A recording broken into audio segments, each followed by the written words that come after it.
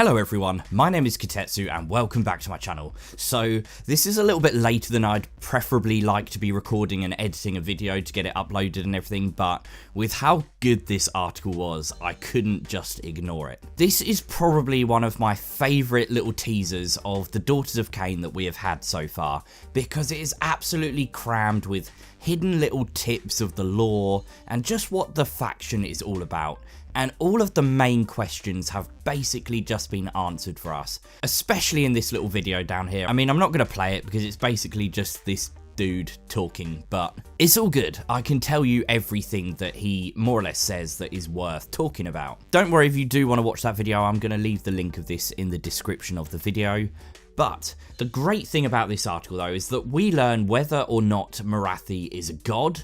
We finally get an explanation of why the Daughters of Khaine are Order, and I know a lot of you guys are just finding this really confusing, so it's good to have it explained for you guys at least in this article. We get to hear the concrete evidence of where Khaine is, and that's caused a lot of confusion too, because there's been mixed messages. They're worshipping him, but he's dead according to the old world lore, but then they can bring him back to life as an avatar of Khaine, according to the last article at least. So I was thinking, well, he's alive, he's dead, I have no idea. And I was kind of thinking maybe he was actually alive still, but the truth is so much cooler. And we also just get to find out what they're all about and what their agendas are and what they're seeking and what they're hoping to achieve. So just tons of cool information. It says this is just the first part of a multi-part preview series, so hopefully we're going to get loads of good updates just like we did here. In fact, just that very icon there now has a completely new meaning for the Daughters of Khaine, but we'll get onto that in a minute. So the Daughters of Khaine are an army of elven zealots. They worship Khaine, but they've also got this strange new thing that's come from the realm of Shadow and Morathi. And what they basically do is butcher innocent populations. And here's our first tidbit of really good lore. They're on an endless crusade for the shards of their shattered god. So there you have it. Khaine is dead. He has been shattered, and I assume the little shards of him have been spread across all the realms, and this is actually remarkably similar to the backstory of the fyreslayers, but I think they've done it in a bit more of a concrete way here.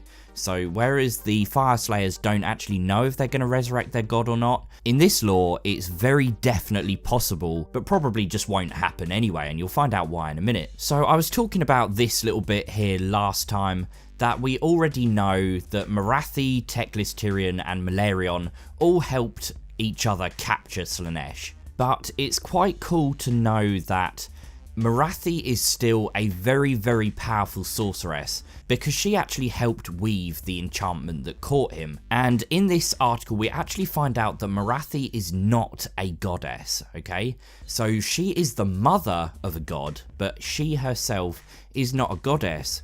But in order to help 3 different elven gods capture Slaanesh, she must be pretty damn powerful. As I said in the last video, they basically free the elven souls and rebuild their own elven factions, and we already know more about this than is written here. Some of you may not, but in the death battle tome that's just come out, the Legions of Nagash, they've literally just told us that Morathi basically used some parasitic magic to steal more of the elven souls than she was meant to, and this is basically what gave away the fact that they had captured Slaanesh, because Tyrion and Teclis cover their tracks flawlessly, whereas her magic makes a little bit more of a botched job of things, but she is selfishly pursuing her own agendas and aims. So this is the bit here which is really good for people who are still confused about why she is Grand Alliance Order. Order is all about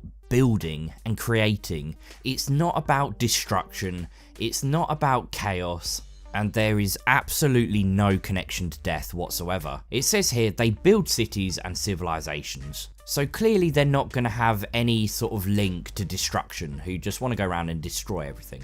As for death, they've basically been brought back from the brink of extinction. So why would they want to die again? Like, there's no link there either. And as for chaos, as of now in the lore, Morathi absolutely hates chaos and especially hates Slaanesh. so clearly she's not part of Slaanesh either, so the only logical place for them to fit is Order. That doesn't mean they get on, however, as it says here, they're more tolerated than accepted, and they kind of are just too useful to cast out, but basically everyone hates them. I absolutely love this idea of having a murderous, sadistic, evil Order faction. Like, it's really cool, and it's completely new for Age of Sigmar, so I'm a big fan of that. So here we go. This is what they are all about. They are basically sacrificing people all over the realms, and partly that's to create more elves, and secondly it's looking for shards of Khaine, and they are scattered across the realms. Okay, so that's confirming what I was saying earlier. But here is the really cool thing. Morathi claims to speak for Khaine, and we all know even in the old world it was more Helebron who was the main representative of Khaine. But she wields his unbreakable iron heart, and if you actually look at the model, there she is holding Khaine's heart. The great thing is that if all of the Daughters of Khaine and the Witch Elves successfully find all of the pieces of Khaine, they could rebuild him and they could bring him back to life. But none of the Daughters of Khaine have any idea that Morathi is lying to every single one of them. They all still think Khaine is alive, and that he will be restored, but he is very much dead, and as long as Morathi bears the last vestiges of his power, there is little hope for his revival. So basically, all the while she's got this heart, she's not letting it go, because she has A, taken some of Khaine's power for herself, and B, it says in the video down below that she is trying to find a way to ascend to godhood. And she doesn't want Khaine getting in her way, but not only that, all of the blood rituals that her followers are carrying out across the realms are not supporting Khaine in any way whatsoever. They are literally only enhancing her own power. So basically she is lying to the entire Daughters of Khaine faction, and everything they believe and everything they are founded on is a complete lie. The whole thing is there to make Morathi more powerful, and she is just completely selfish and manipulating the lot of them. And I'm just thinking, like, what the hell is going to happen if they all find out what she is up to? Because as powerful as she is, I wonder if she would be powerful enough to stand up against her entire faction. But yeah, then we get the video, which I'd really recommend you go back and see because it was very insightful. Doesn't tell us too much yet, but at the very least it tells us that the battle tome is going to be brilliant. But anyway guys, the article just finishes off by explaining a tiny bit about the rules, so I will really quickly rush over these. First of all, we've got an allegiance ability which gives them a kind of disgustingly resilient but not as good. Every time they've been allocated a wound or mortal wound, they can negate it on a roll of a 6+. It's okay, nothing too special, but nice to have. The other thing is a bit more exciting, and it's called Blood Rites, and basically this revolves around how many turns the game has been going on for.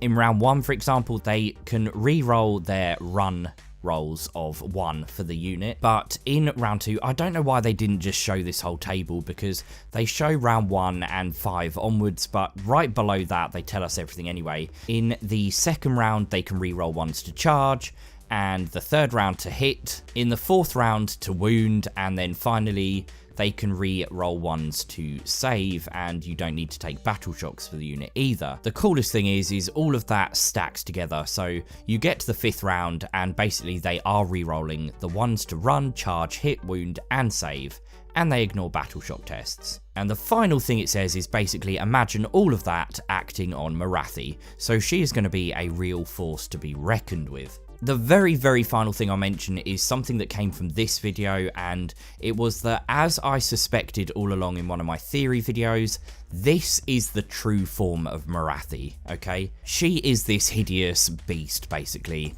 and she only turns herself into this form to make herself appear more mystical and ethereal and elven and queenly, I guess. She's basically trying to make herself feel like she was in the old world, but in reality she is just a hideous monster. So that's really cool, and it's basically something I was predicting all along, kind of like how she was this hideously aged elf hag in the old world, and she did the rituals to make herself look younger and more beautiful. That is exactly what's going on here. But anyway guys, that is it from me for now. Thank you so much for all of your support recently. It's been absolutely astonishing. I can't believe I've had over 100 subscribers since literally 2 PM yesterday, and your support just basically means everything to me at the moment, so thank you so much. Don't forget to hit that like button.